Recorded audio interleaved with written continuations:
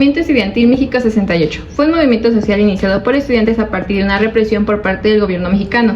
Este movimiento inicia ya que a finales del mes de julio del año 1968 la policía interviene de forma brutal en un enfrentamiento entre estudiantes de una preparatoria incorporada a la UNAM y la vocacional 5 del IPN.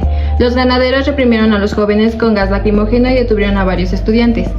A los días posteriores, varios planteles de la UNAM e Instituto Politécnico Nacional paran labores y protestan por la intervención policíaca. Los granaderos y el ejército entran a varias escuelas, a lo que para el 26 de julio de 1968 se convocan dos manifestaciones, cada una por diferentes agrupaciones, una por los estudiantes del Instituto Politécnico Nacional que protestaban por la intervención de los granaderos en la vocacional 5 y en demanda de la desaparición del cuerpo de granaderos y la destitución de los jefes de la policía preventiva de aquel entonces Distrito Federal. La otra manifestación es convocada por la Central Nacional de Estudiantes Democráticos, la Juventud Comunista y las sociedades de alumnos de diversas escuelas del IPN y de la UNAM, la cual es denominada Marcha Juvenil por el 26 de julio, en conmemoración del 15 aniversario del asalto al cuartel Moncada y en solidaridad con la Revolución Cubana. Los organizadores de esta marcha conocen la situación de la vocacional 5 e incluyen en sus mantas los lemas de apoyo a los reclamos que hacían los estudiantes. A la altura de la Torre Latinoamericana se encuentran con los manifestantes que apoyaban a la Revolución Cubana. Ahí se decide que ellos continúen su ruta hacia el Hemiciclo a Juárez y los del Politécnico hacia el Zócalo por calle Madero, en donde son atacados por granaderos y obligados a retroceder hasta la Alameda Central. Los estudiantes se dirigen al mitin que se llevaba a cabo en el Hemiciclo a Juárez, donde informan que han sido golpeados y piden de su apoyo. De inmediato organizan una marcha conjunta que avanza hacia la Plaza de la Constitución, lanzando consignas a favor de la unidad estudiantil y contra los jefes policíacos y la represión una vez más en las calles de Palma y 5 de Mayo. Se encuentran con los granaderos y la policía, bajo el mando del subjefe de la policía preventiva, el general Raúl Mendiolea. Él se aproxima a los manifestantes para ordenarles que se retiren. Los manifestantes lo agreden y él de inmediato da la orden a las fuerzas policíacas. Estos se lanzan contra los manifestantes, correteándolos y golpeándolos con brutalidad sin distinguir entre manifestantes y simples transeúntes, lo que obliga a todo el público a replegarse hasta la glorieta del Caballito.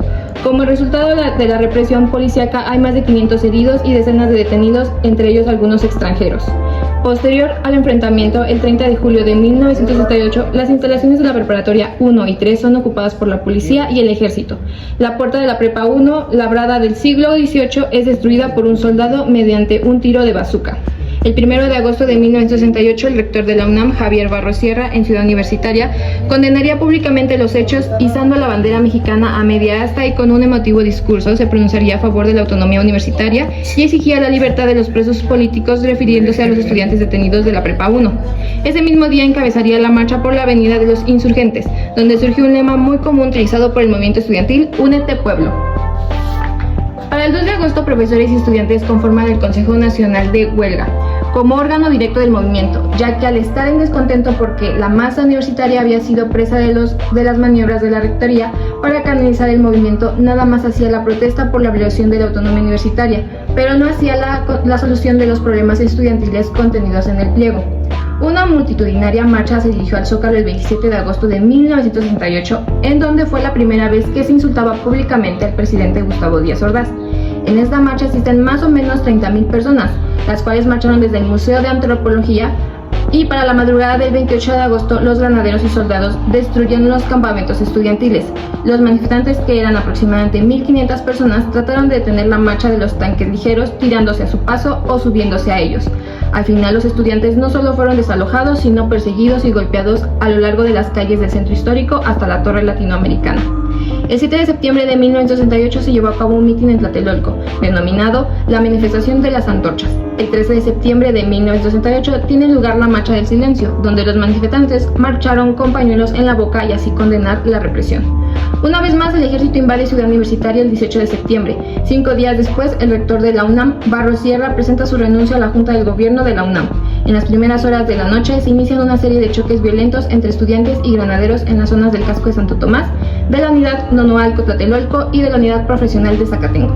En la madrugada del día 24, cientos de granaderos y soldados, apoyados con tiros de fusil, toman todas las escuelas del casco de Santo Tomás. Se detienen a 350 estudiantes y en la unidad profesional de Zacatenco los estudiantes también se enfrentaban a las fuerzas policíacas. Los enfrentamientos duran más de 12 horas. Para el 1 de octubre de 1968 el ejército se retira de la UNAM y del Instituto Politécnico Nacional. Para el 2 de octubre miles de personas se reunieron en la Plaza de las Tres Culturas en Tlatelolco, donde asistieron a un mitin organizado por el Consejo Nacional de Huelga. El ejército vigila, como en todas las manifestaciones, para que no hubiera disturbios. Por su parte, el Batallón Olimpia, sus integrantes iban vestidos de civiles con un pañuelo blanco o guante blanco en la mano izquierda. Se infiltraban en la manifestación para que pudieran llegar al tercer piso del edificio Chihuahua. Por la tarde del 2 de octubre, 2 bengalas rojas fueron disparadas de la torre de Tlatelolco y minutos más tarde un helicóptero disparó otras 2 bengalas, la primera de color verde y la segunda de color rojo. Esta señal fue para que el Batallón Olimpia abriera fuego contra todos los manifestantes y los militares que resguardaban el lugar.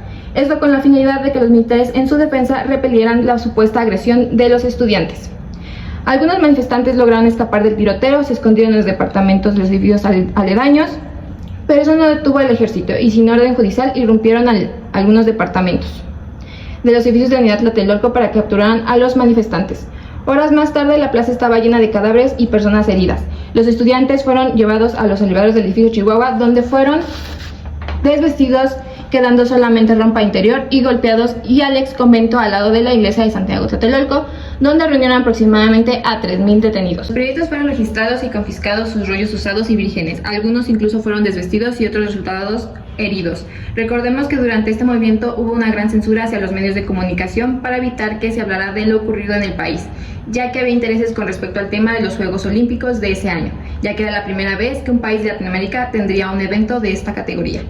Al día de hoy se desconoce la cifra real de los muertos y heridos que hubo esa noche, aunque en aquel entonces se dijo que eran 20 muertos solamente. En general se calcula que fueron de los 200 hasta los 1.500 muertos. No olvides visitar la sala dedicada al movimiento estudiantil, en donde tenemos material oficial del año 68 y 86. Te esperamos, mujer amigo. 2 de octubre no se olvida.